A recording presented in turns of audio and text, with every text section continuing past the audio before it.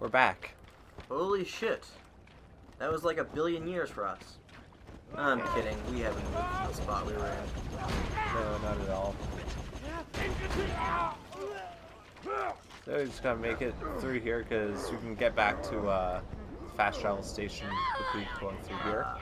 I got burned by fire.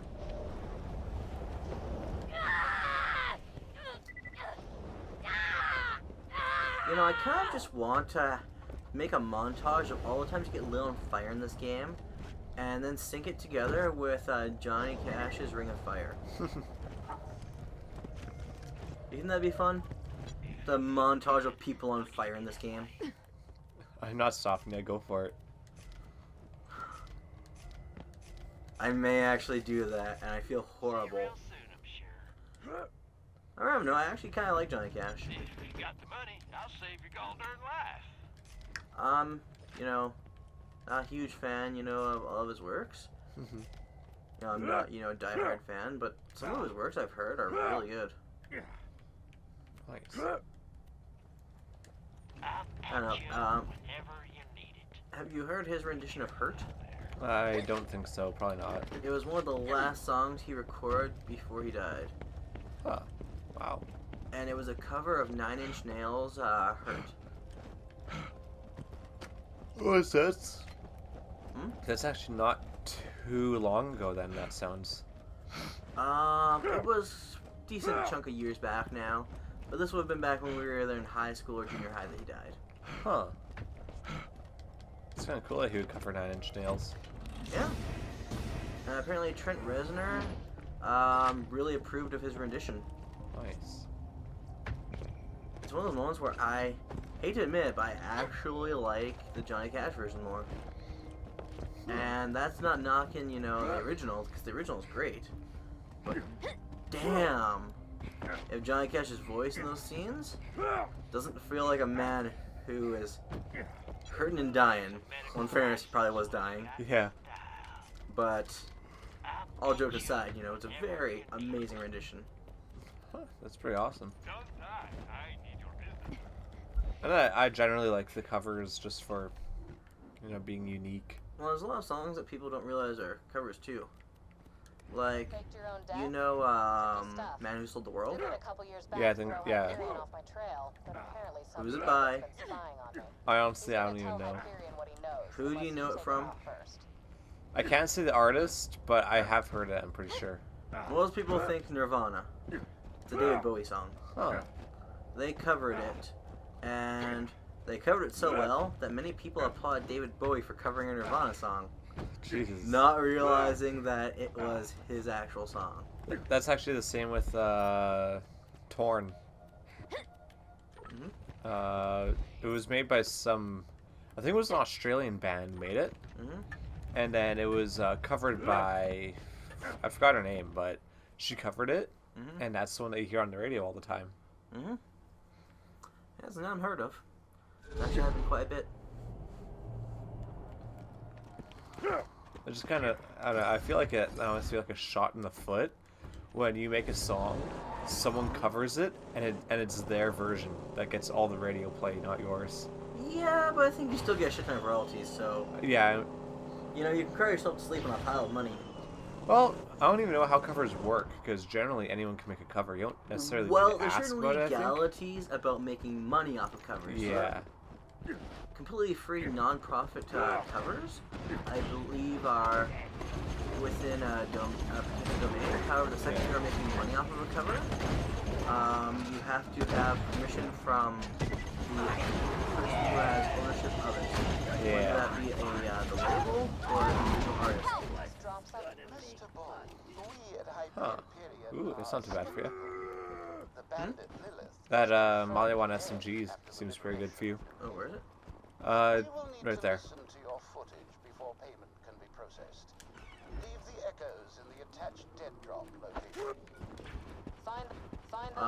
For example, you know I love the band Ninja Sex Party, right? Yeah. They've done 2 cover albums in the last, I don't know how many years. And, yeah, they have to, because they're making money off of them, because they're selling them, they have to have, you know, little permission from, you know. They've got to get permission, basically. What are you trying to do? Or are we just going down there? Yeah. Holy shit. It's gonna hurt your ears later, not mine. Yeah, just shoot this anchor down. I like this place. Hyperion shouldn't be able to find you here. Thanks. I tried to make it very, Gruesome, I was gonna say cozy. you've strapped charred bandit corpses on the entrance. Yeah, but, Cozy? no, there's lots of legalities with shit and music. Some of it doesn't even make sense, I'll admit that. Suave, Lilith.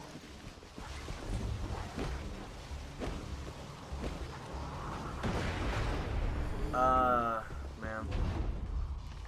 There's a few things in music that we're not allowed to talk about, right? We both have triggers in music that we can't talk about instance. Mumble rap? So what's the emergency? Not even thinking of that. Well, you know the one that pisses me off the most, right? Or one of the ones that pisses me off the most? I found some of that iridium Mumble stuff rap in is just, one of those no. weird It's not good. It's about legal cases. Oh, One of the ones that I can't talk to in more than just passing details I don't know if it's is the Verve versus Rolling Stone, or the owners of Rolling Stone shit now. Uh-oh. Well, you know what happened with that, right? Why not just No, I don't That's really over keep too much from the Bittersweet drama. Symphony. Oh, I heard some about that. I'm probably thinking of a different story where Bittersweet Symphony actually ripped off a different song. They actually had permission to sample a song by the Stones. Okay. However, later they decided that it sampled too much, which they had permission to sample it, and the actual notes actually didn't specify a maximum or minimum they could sample. So it was kind of a case where a lot of people were pissed Huh. because they had permission to sample, but then in court, it was decided that they sampled too much. However, they've taken just a simple loop that plays throughout the whole song. It's not like they took the entirety of the original song. It's a small section of it that plays over and over again. I have a feeling this was shortly after, I don't know, so it makes me feel like this is after the song got huge, like way after. Yep! The second the song got huge, they were told they sampled too much. All the royalties went to the people who owned the song that was sampled, and Holy. Mick Jagger got songwriting credit for it. That's It's stupid. a bone of contention for the Verve, and I believe the frontman, or the guy who actually wrote Bittersweet Symphony, not Mick fucking Jagger. I'm getting a little salty right now, so I'm just gonna finish up with this. When he was asked about it, said, well, it's the best fucking song Mick Jagger ever wrote. Which is a not so subtle fuck you. Yeah. I'd be pretty pissed if I was granted permission to sample something, Jack just and left him for dead in the snow that's with how the I'm rain. treated after. Rangers could use the help. Yep. We should track him down. Another And it was their most successful song too, so that was their best chance to get money. Yeah. Good. Okay, now I actually have to drop because I am actually getting pissed. I just got here. I've never been a fan of the Rolling Stones' body of work. They have some good songs, although I find for the most part my favorite versions of their songs are the ones not performed by them. Like Street Fighting Man, my favorite version of that is Motley Crue's. Nice. I find their original to be very passive. I'll just talk to you once I find Vault Hunter. Sorry, friends. Well, it's just lines, you know, it's time for fighting in the street, you know, and there it sounds so passive, and like there's no real energy or rage behind it. Yeah. And you're talking about fighting in the streets, you know. It's, I don't know. It came from that era of, you know, passive singing about shit like that. And it's just, I do like Painted Black though a lot. Yeah, Painted Black I actually really like. Although even then, my favorite version of it is a cover from, what was it? Punk Goes Classic Rock, which was actually an album you lent me. Yeah.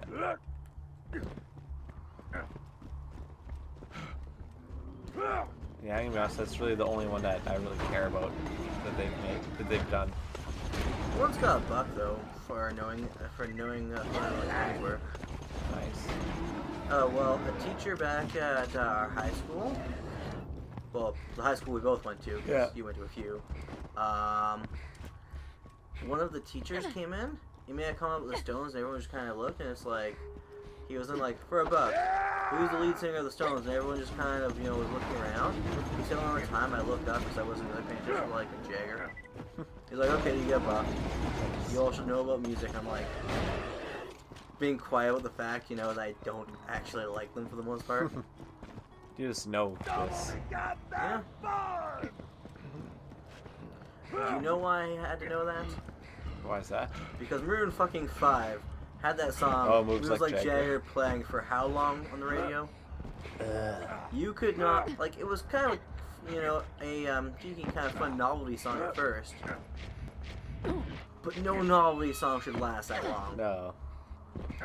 I mean, look at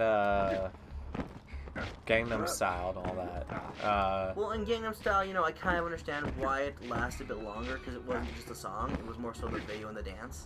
Yeah. And it was about culture, it was partially based by culture shock. But there was no real culture shock, you know, for the Moves Like Jagger song or video. So I'm not sure what to say really about that, you know. Yeah. Well, there's a lot that just Like it makes more sense to me why Gangnam Style lasted so long and was so popular. Yeah. You know, there's the factor of the dance. You know, this character no one had heard of for the most part in the West. The culture shock that was added in. The fact that most people spend a lot of time just trying to figure out what the song meant. Yeah. By the way, lyrics are online. It took me 2 seconds to find it out when I was like, what the fuck is everyone singing about anyways? It always sounds like he's saying "Son of Bear" to me. Oppa Gangnam Style. Oppa, I believe, translates to something along the lines of older brother or, you know, older male friend. Gangnam is a rich district in Seoul, Seoul, I believe? Yeah. Somewhere in South Korea. It's a rich district. It's basically fuckers with lots of money from their parents. Area. Lovely. Actually, that sounds really mean because I don't really know much about the people who, you know, they can all be really nice people. But guys, that song was annoying. Yeah, like At least to me, you know, it just wasn't my cup of tea. same here. Yeah, like I just didn't care for it. I mean, And having to listen to it as much as, you know, had to.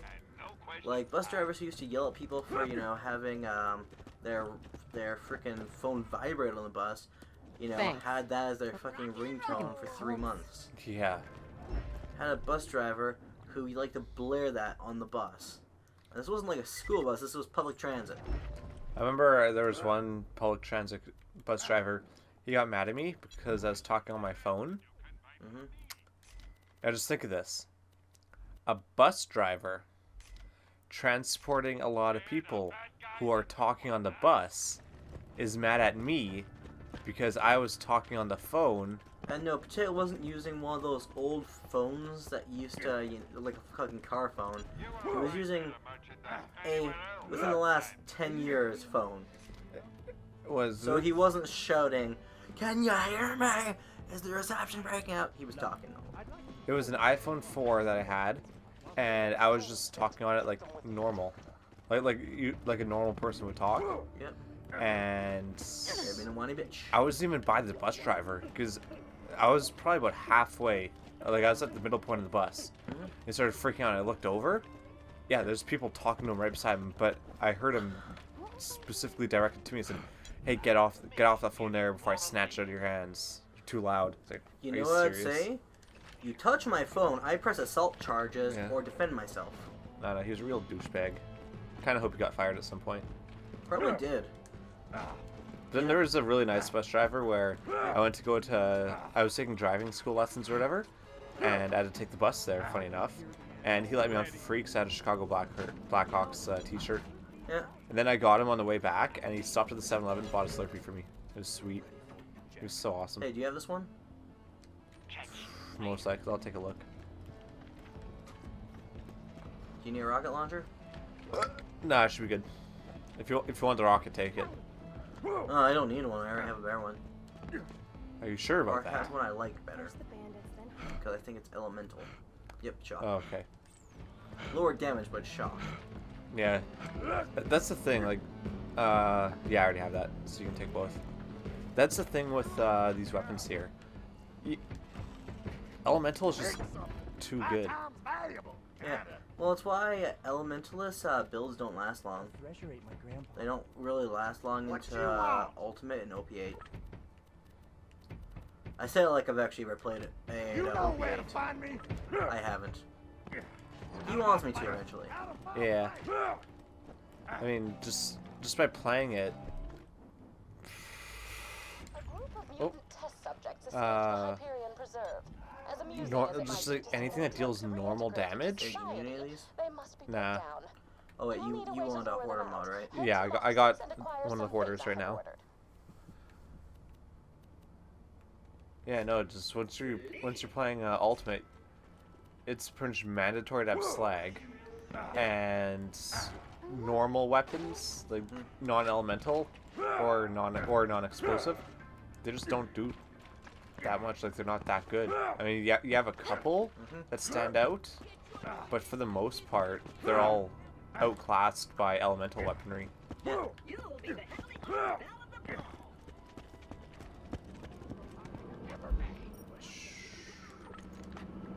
I'm not sure. Did we record when I got purple from one of these boxes? No, that was just us running around. Okay, we were screwing dicking up. around, and I'm thinking at the end of the series we're gonna have a compilation from between all the times we've been playing, like both on the channel and off, of just glitches.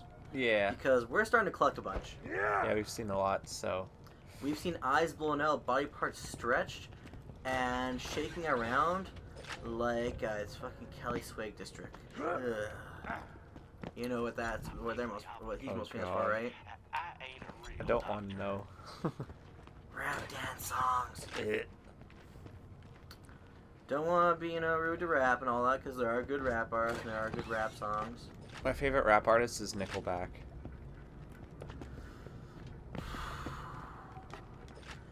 I'm just going to leave that alone for now. Hey, what's You- what's over here? You are gonna leave it alone because we're gonna end this actually here. It's a little bit of it's a shorter episode, but that makes it feel longer one that we had Yeah. beforehand. Feel free to rage in the comments about Potato's like of Nickelback. Hey, old Nickelback's actually not that bad. Yeah, but you know how angry some rap fans can get? It's like how mad some metal fans can get when you make a comment like, I don't know, Pink's the best metal artist. It pisses people off. You, sir, are a shit disturber. Yeah. I mean, my favorite thing was when I I made a comment because there was one guy. It was like, look at the flick of the wrist. It was something that was popular like 4 or 5 years ago, and I said, hey, the guy sounds constipated, and I got probably 40 to 50,000 likes on it. And so many comments there were either agreeing with me, or it's like, hey, you should stay in your lane, boy, or all this is like, I don't have a lane, and secondly, I don't see what that has to do with me saying that this particular singer sounds constipated, because he did. Yeah, some musicians, hell, He did there's not some have a good musicians voice. of any genre that they sound fucking constipated when they sing. He did not have a good voice, that's all I can say. But I'm gonna stop it here. Okay, enough about shits. We're ending this shit. Bye. Bye. God, that's the face of nightmares.